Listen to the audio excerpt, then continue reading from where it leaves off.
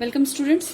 Last video में मैंने आपको यूनिट्स के बारे में बताया था। आज हम करेंगे बेटा डायमेंशंस के बारे में। ठीक है, डायमेंशनल एनालिसिस करेंगे। ठीक है, सो इसके अंदर न्यूमेरिकल्स काफ़ी अच्छे आते हैं, पेपर में पूछे जाते हैं। ठीक है, देखिए डायमेंशंस क्या होता है, पहले डायमेंशंस की बात कर लेते हैं। डायमेंशंस होते क्या है, मैंने डेफिनेशन लिखा हुआ है, समझा देती हूँ। देखिए, the dimensions of a physical quantity are the powers, ये बात ध्यान रखिएगा, आर द पावर्स और एक्सपोनेंट्स, यानी कि जो ऊपर हम पावर लगाते हैं ना, ठीक है, जो पावर ऊपर होती है हमारे पास किसी भी क्वांटिटी के, to which the units of base quantities are raised to represent a derived unit of that quantity. बेटा ड्राइव्ड यूनिट मैं क्यों बोल रही हूँ, ड्राइव्ड यूनिट मैं इसलिए बोल रही हूँ क्योंकि मैंने आपको समझाया था बेटा, हमारे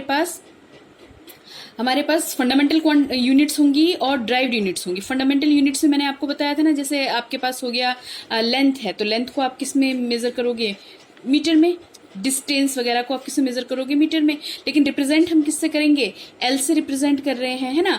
तो ये जब मैं लेंथ का मल्टीप्लीकेशन मान लीजिए वॉल्यूम से कर दूंगी,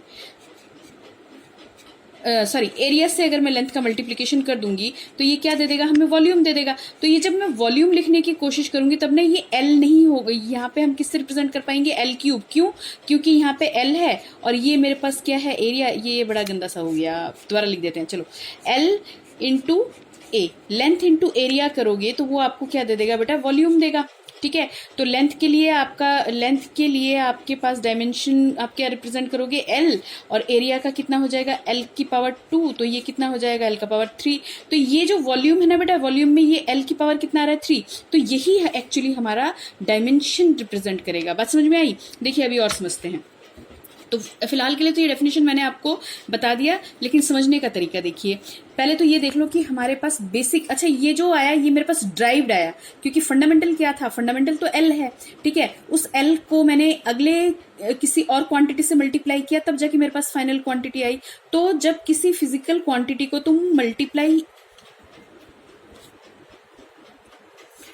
तो बेटा डायमेंशन समझते हैं। ठीक है, देखिए अब मैं ये जो बता रही थी ऊपर आपको, एक्सपोनेंट्स या पावर्स जो होते हैं वही डायमेंशन होते हैं एक्चुअली। देखिए ये आपने मास, जब आप मास को लिखोगे, मास, तो मास को रिप्रेजेंट किससे करोगे, एम से। फंडामेंटल चीजें बता रही हूँ। ठीक है, इन्हीं का यूज करके ड्राइव्ड बन जाएगा। ठीक है, मास, लेंथ को रिप्रेजेंट करेंगे बेटा एल से, टाइम को रिप्रेजेंट करेंगे हम टी से। ठीक है, अब इन तीनों MLT इनका यूज करके हमारे पास हम डायमेंशनल फॉर्मूले लेंगे, इन डायमेंशंस का यूज करेंगे और डायमेंशनल फॉर्मूले लेंगे। चलो सबसे बेसिक चीज से स्टार्ट करते हैं बेटा। ये डेफिनेशंस आप लोगों ने छोटी क्लासेस में पढ़ी हुई हैं। Velocity, okay, we are talking about velocity. Velocity is equal to what, velocity कैसे पढ़ते हो, डिस्प्लेसमेंट अपॉन टाइम पढ़ते हो ना। ठीक है, ज्यादा डीप में नहीं जाएंगे। डिस्प्लेसमेंट, मैं पूरा ही लिख देती हूँ बेटा, डिस्प्लेसमेंट अपॉन टाइम। तो बेटा डिस्प्लेसमेंट जो है वो है दूरी, है ना, दूरी। तो दूरी को आप किस में लोगे, लेंथ में लोगे, टाइम में लोगे, किस में लोगे, है ना। डिस्प्लेसमेंट को आपको लेना किस में है, यानी कि इसको रिप्रेजेंट किस में करना है, डिस्प्लेसमेंट आपके पास आ जाएगा किस में, लेंथ में। एम तो मास के लिए है, किसी वस्तु का भार बोल सकते हैं, वो हमारे पास क्या होगा, mass. Actual quantity contain in the body is the mass, तो मास तो हो ही नहीं सकता। तो डिस्प्लेसमेंट को मैं, डिस्प्लेसमेंट का डायमेंशन क्या होगा, एल। ठीक है, और टाइम का क्या होगा, टी। तो ये मेरे पास कितना आ गया, एल टी माइनस 1, जिसके ऊपर कुछ नहीं है उसके ऊपर पावर कितना माना जाता है, 1। ठीक है, तो अगर मैं इसका पूरा फॉर्मूला लिखूं, एम के फॉर्म में भी लिखूं, क्योंकि एमएलटी के फॉर्म में हम रिप्रेजेंट करते हैं, ना भी करो तो चलता है, लेकिन फिर भी इसको क्योंकि पहला करवा रही हूं तो मैं इसमें पूरा ही आपको शो करूंगी। ये कितना आ जाएगा, एम तो आया ही नहीं, M0। ठीक है, इसके बाद, ठीक है, ये मेरे पास डायमेंशनल फॉर्मूला इसमें आ जाएगा 0 1 -1। ठीक है, और ये क्या हो गया मेरे पास, M0 L1 T क्या हो गया, -1। तो ये 0 1 -1 यही क्या है, डायमेंशंस, और ये वाला जो है दिस इज डायमेंशनल फॉर्मूला। इतनी बात तो हमें क्लियर हो गई, है ना। अब देखिए ये, इससे अगर आपको डायमेंशनल फॉर्मूला याद है तो आप आसानी से यूनिट निकाल सकते हो। ठीक है, या उल्टा बोलो, यूनिट याद है तो डायमेंशनल फॉर्मूला निकाल सकते हो। देखो कैसे, वेलोसिटी का ऐसा यूनिट आप लोगों ने पढ़ा हुआ है, कितना होता है बेटा, मीटर पर सेकंड, यानी मीटर डिवाइडेड बाय सेकंड, यही तो होता है। तो लेंथ को किस में मेजर करोगे, मीटर में। टाइम को किस में मेजर करोगे, सेकंड में। कितना हो गया, मीटर पर सेकंड। वेरी गुड, समझ में आ गया? इतना समझ में आ गया? चलो अब हम बनाते हैं एक्सेलरेशन का। आपको 2-4 चीजें और बता देते हैं, ठीक है। एक्सेलरेशन आप क्या करते हो? Rate of change of velocity, है ना। यानी सीधा सीधा मैं ऊपर क्या लिख दूं? वेलोसिटी, और यहां पे मैं क्या लिख दूं बेटा? टाइम, ठीक है। वेलोसिटी का डायमेंशनल फॉर्मूला तो आपने निकाला ही है ना। तो वेलोसिटी का डायमेंशनल फॉर्मूला आपके पास, देखिए बेटा m0 ये पूरा रिप्रेजेंट करने का तरीका था, लेकिन किसी भी चीज की पावर अगर 0 है तो उसकी वैल्यू कितनी हो जाती है? 1। तो बेशक आप इसको लिखो ना लिखो कोई फर्क नहीं पड़ता, ये आपके पास आ जाएगा LT-1, राइट। तो वेलोसिटी की जगह पे मैं यहाँ पे डायरेक्ट इसका डायमेंशनल फॉर्मूला प्लेस कर देती हूँ, LT-1 यानी कि L1T-1 अपॉन कितना? T। Then this will come out LT-2, isn't it? है ना। तो L का पावर कितना हुआ? 1, T का पावर कितना हुआ? -2, और अगर तुम इसमें M भी रिप्रेजेंट करना चाहते हो तो M में तो कुछ आया ही नहीं, तो M कितना हो गया? 0। तो डायमेंशन हमारे पास हुआ क्या? 0, 1, -2 in terms of M, L and T। Clear? इतनी बात समझ में आती है? देखिए बेटा, डायमेंशनल फॉर्मूले करवाने को मैं आपको बहुत सारे करवा सकती हूँ, ठीक है, लेकिन जैसे जैसे हम चैप्टर्स करते जाएंगे उसके साथ साथ डायमेंशनल फॉर्मूला करते जाना, ठीक है। बाकी मैं आपको एक नोट भी सेंड कर दूंगी, वो उसको भी एक बार आप देख लेना। अगर इस वक्त आपके पास बुक नहीं है तो वहां से आपको मदद मिल जाएगी। चलिए ठीक है, यहाँ से देखिए एक्सेलरेशन हो गया। कुछ और टर्म्स देख लेते हैं, और टर्म्स भी देख लेते हैं, बिल्कुल देख लेते हैं बेटा। देखिए हम लोगों ने किया था डेंसिटी, किससे रिप्रेजेंट करते थे बेटा? आप रो से, है ना, रिप्रेजेंट करने का तरीका। तो डेंसिटी का मतलब क्या होता है? मास अपॉन वॉल्यूम, यही तो हम करते हैं, यही तो करते आए हैं, ठीक है। मास अपॉन वॉल्यूम, है ना। तो मास के लिए आप क्या लिखोगे? m। वॉल्यूम के लिए अभी थोड़ी देर पहले ही मैं आपको बता रही थी, वॉल्यूम क्या होगा? Length into breadth into height, जिसको आप लेंथ इंटू ब्रेड्थ को आप एरिया बोल दो, और हाइट आपके पास और एक क्वांटिटी आ जाएगी। तो ये आपके पास कितना हो जाएगा? ये ऊपर क्या है? मास के लिए आ गया हमारा m। तो बेटा लेंथ है, लेंथ को किससे रिप्रेजेंट करवाओगे? L से, डायमेंशनल फॉर्मूला, ठीक है। ब्रेड्थ के लिए भी क्या आएगा? L ही तो आएगा भाई साहब, मीटर और टाइम तो आने नहीं वाला ना। ब्रेड्थ को कैसे मेजर करोगे? मीटर में मेजर करोगे, तो डायमेंशनल फॉर्मूला क्या लगाओगे?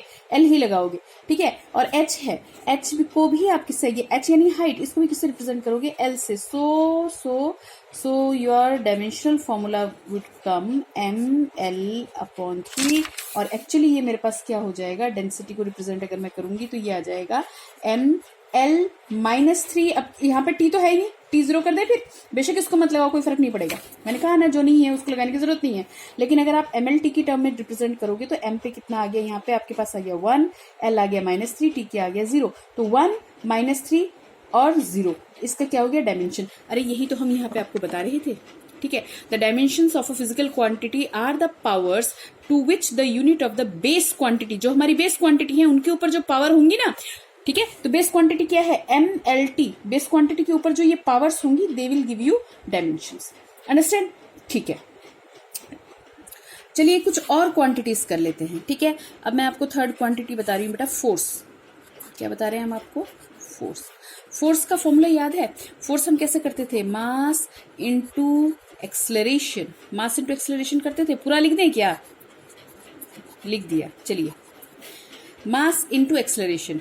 तो मास के लिए डायमेंशन क्या हो जाएगा? m। और बेटा आप लोगों ने अभी अभी एक्सेलरेशन निकाला है, ठीक है। एक्सेलरेशन कैसे लिखा है आप लोगों ने? So how did you find acceleration? Acceleration हमारे पास हो गया LT-2। अभी अभी तो निकाला था बेटा, है ना, अभी अभी तो निकाला था, पॉज करके देख लो। MLT-2, तो ये मेरे पास कितना आ जाएगा? M1 L1 T-2। क्या हुआ समझ में आया ना? Force is equal to mass into acceleration. तो मेरे पास क्या आ जाएगा? इसका जब आप सॉल्व करोगे ना तो ये तो अपने आप रट जाएंगे आपको, don't worry. M1 L1 T-2, this is our acceleration, this is our force mass into acceleration. Dimension formula बन गया आपका, क्या बन गया? M1 L1 T-2। तो ये 1 1 -2 ये क्या है? इसके डायमेंशन है, ठीक है। तो बेस क्वांटिटीज के ऊपर जो पावर्स हैं, दे आर द डायमेंशंस, ठीक है। एक और क्वांटिटी कर लेते हैं बेटा, एनर्जी, ठीक है। अच्छा, वर्क डन कर लेते हैं पहले, चलो वर्क डन कर लेते हैं। ओके, वर्क डन निकाल लो, वर्क निकाल लो। वर्क आप निकालते हो, वर्क कैसे निकालेंगे? Work done is equal to force into displacement,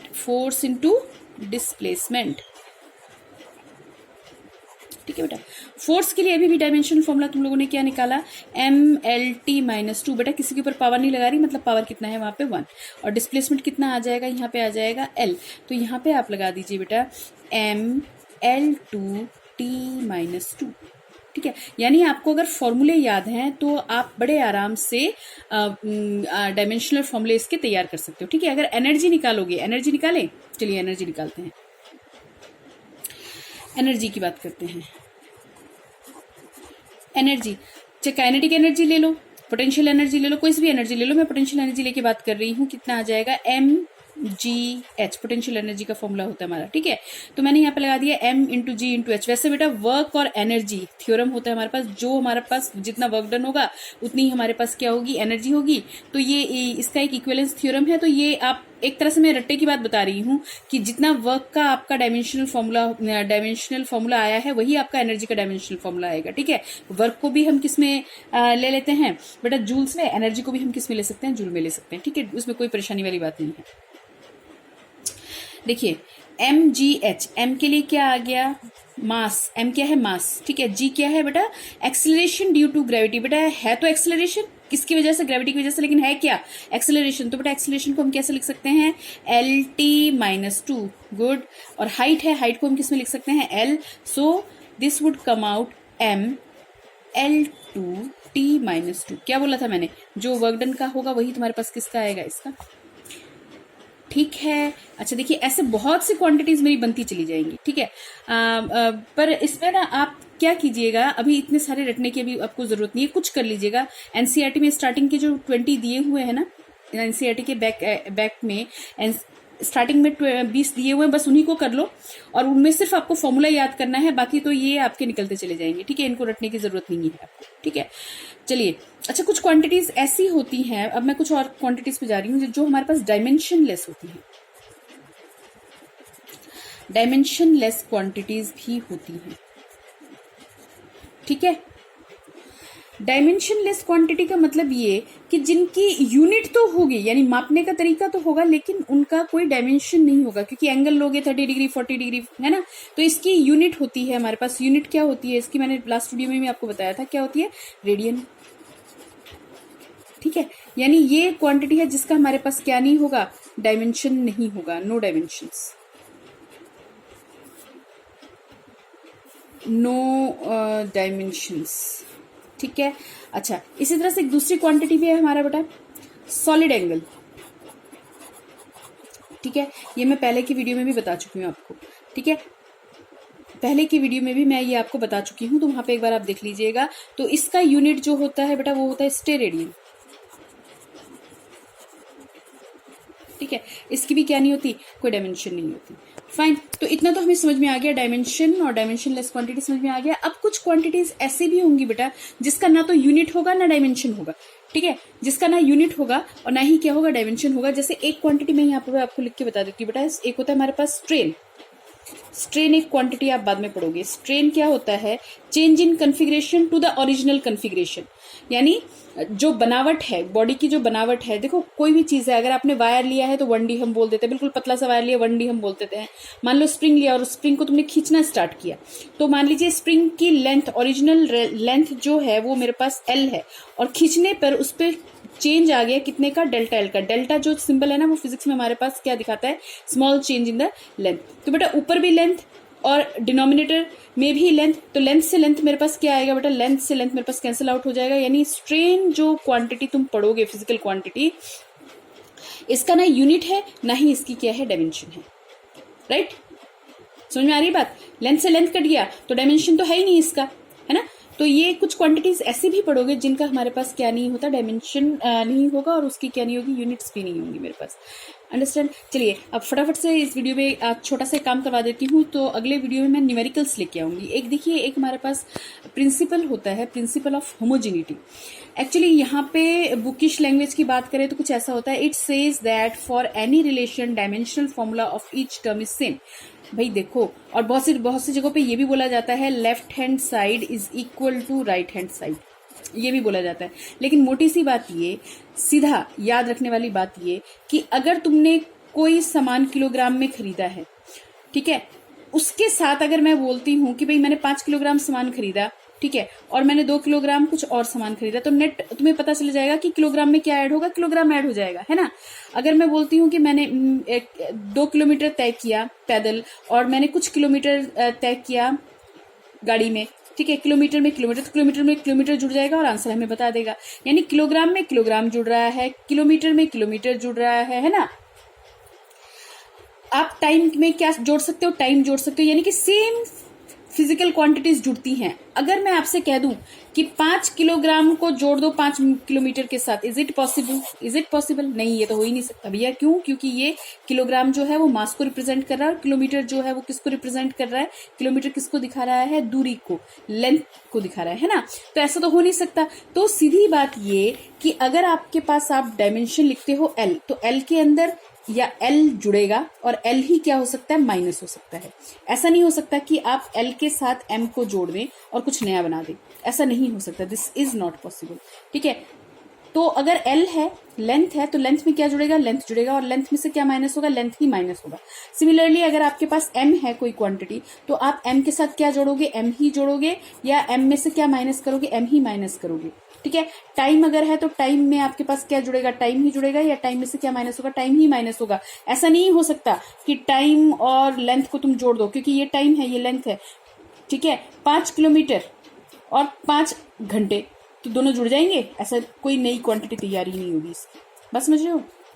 बस एक चीज ध्यान देना बेटा, इस होमोजेनिटी प्रिंसिपल में क्या कहा जाता है, जो जैसी क्वांटिटी है उसमें वही जुड़ेगा। यानी वेलोसिटी है तो वेलोसिटी में क्या जुड़ेगा? वेलोसिटी जुड़ेगा।